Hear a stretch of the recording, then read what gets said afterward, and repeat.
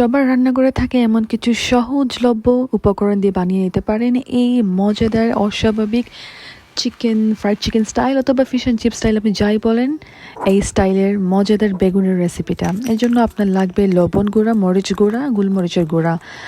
মরিচ গুঁড়ার পরিবর্তে পাপরিকা দিতে পারেন। আর আপনার লাগবে ব্রেড ক্রাম। যদি আপনার কাছে না থাকে আপনি নিজে বানিয়ে নিতে পারেন, যেমন আমার আগের রেসিপিতে বলেছিলাম। দুইটা ব্রেড ভালো করে ভেজে গুঁড়া করে নেবেন, অথবা টোস্ট বিস্কিট গুঁড়া করে নিতে পারেন। আর আমার সবচেয়ে পছন্দের হলো কর্নফ্লেক্স। আমি এটাকে ভালো করে হাত দিয়ে ভেঙে নিই অথবা বেলুন দিয়ে বেলে নিই। আর লাগবে আপনার দুইটা ডিম, ওর একটা ডিম, ময়দা, আর ভাজার জন্য তেল। সো আপনি বেগুন গোল গোল করে কেটে বেগুনের মধ্যে মরিচের গুঁড়া, লবণ গুঁড়া আর গোলমরিচের গুঁড়া দুপাশে ভালো করে মেখে 15 মিনিটের জন্য রেস্টে রেখে দিবেন।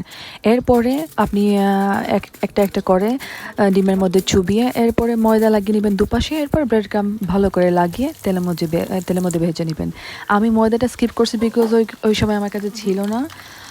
But I could manage it was really really yummy. আপনার কাছে এত মজা লাগবে, আনবিলিভেবল।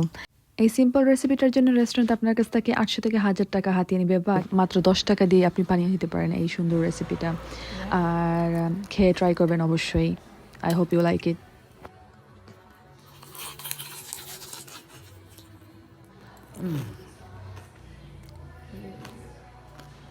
Perfect.